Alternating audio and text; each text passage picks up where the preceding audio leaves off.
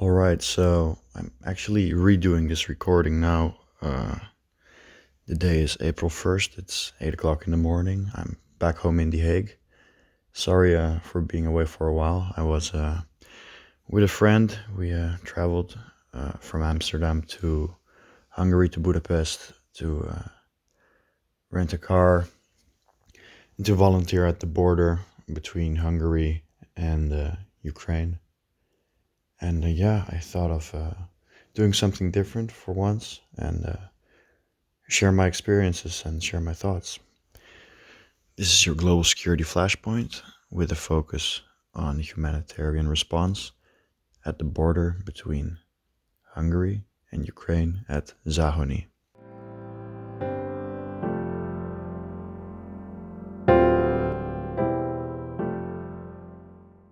My first impression arriving at Zahony was, well, my roots, my background is both my parents are Romanian, so I'm quite used to an underdeveloped Eastern European railway station. The thing is, these stations are not built for a massive influx of people, which this crisis has clearly triggered. Zahony being no exception to this. Despite that, I think the local response, which is really grassroots led, just regular people, has been very well organized, and at times there were more volunteers than refugees, which can be seen as a good thing, I guess.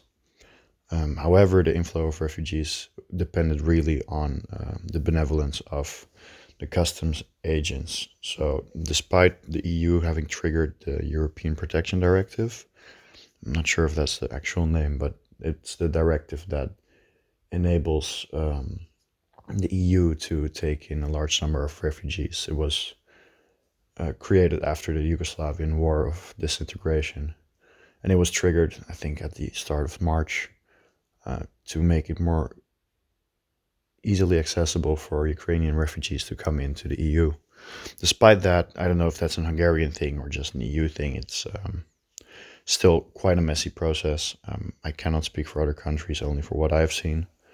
So basically, some trains were completely empty. Some trains were half full. It really also depended on the time of day. Usually, the evening trains were quite full. Most trains that I saw, they arrived from Chop, which, as you will see in the screenshot, it's like 5 minutes from Zahony, not even. But the delay was structural. No train was on time. Mind you, again, so this is a distance of maybe 1 or 2 kilometers.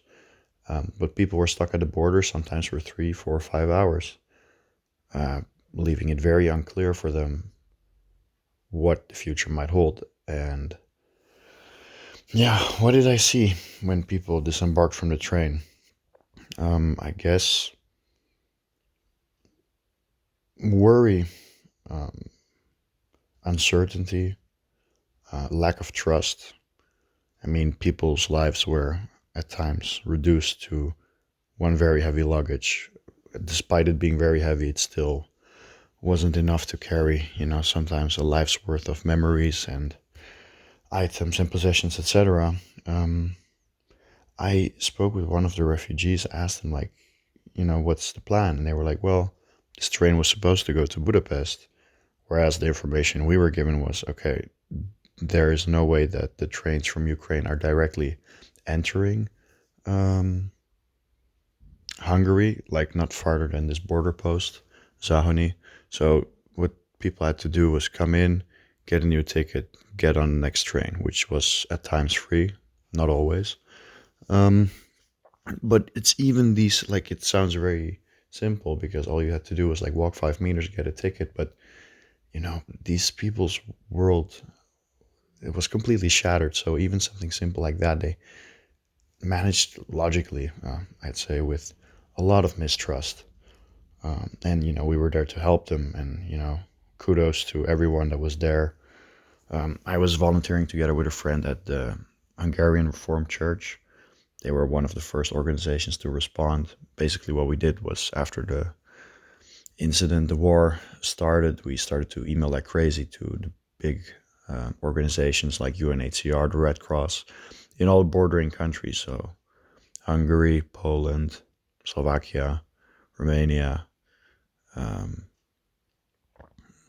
Moldova, and this one was the first to respond.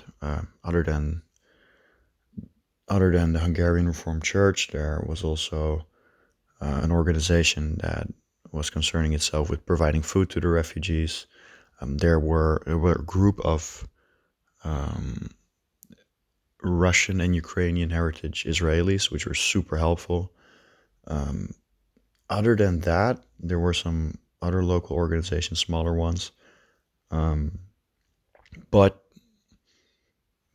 what I didn't expect was the really, really marginal role for these major organizations like UNHCR and the Red Cross.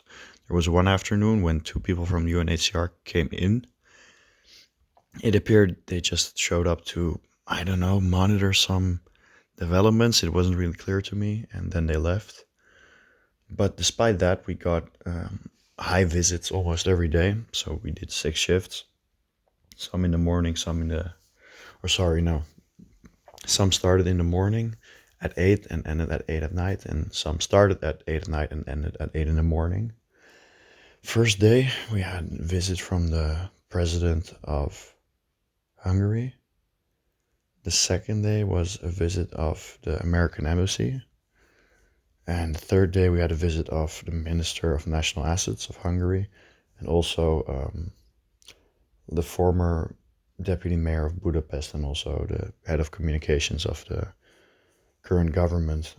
Mind you, elections are, like I said, it was April 1st, I think this weekend. So in a couple days, yeah, in 2 days or so, Hungary will have its elections. So it's also very important for these people to be seen at the border.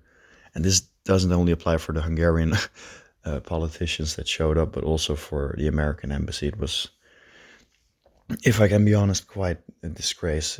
They showed up basically for a photo op and left. But, that's fine. I guess they're not a charity organization. They have other things to attend to. That's definitely also true. So, yeah, basically it was these local grassroots organized organizations that bore the brunt of the response, and I'm guessing that happens in other places as well. At daytime, this is manageable. At night, we were maybe left with 4 or 5 people, which is definitely not enough. So if you have some spare time to volunteer, I think the night shifts are where the biggest need is. I think there's definitely also need for more supplies, like body armor, water, like the basics, really the basics.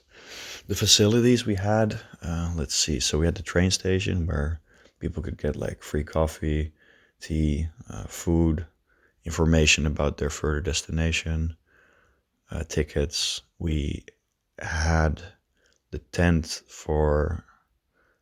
owned by the food organization where people could eat and rest. There was another tent. So basically, when you arrive at the train station from Ukraine, there were two options. Either you were taken with the police, or you have a biometric passport and you were free to go. So the first situation, you were taken to this big white tent where you had to wait, and you had to register in the country, and you had the rights to stay in Hungary for 30 days, I believe, like a temporary visa. And next to that tent, we had another tent where you could rest, sleep, eat, etc. Yeah, all in all, I'm very impressed with the way things were managed. At times, a bit chaotic, but I mean, I guess that's part of the whole situation. Like one moment you're sitting on your ass and you're doing nothing, and one moment the next train arrives and it's showtime. And yeah, it's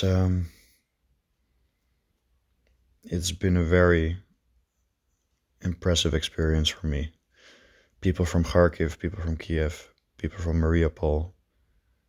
Like the stories are real, and you can see it in their eyes. And yeah, we try to do our best and hopefully contribute a bit. Anyway, this has been your Global Security Flashpoint. See you all next week.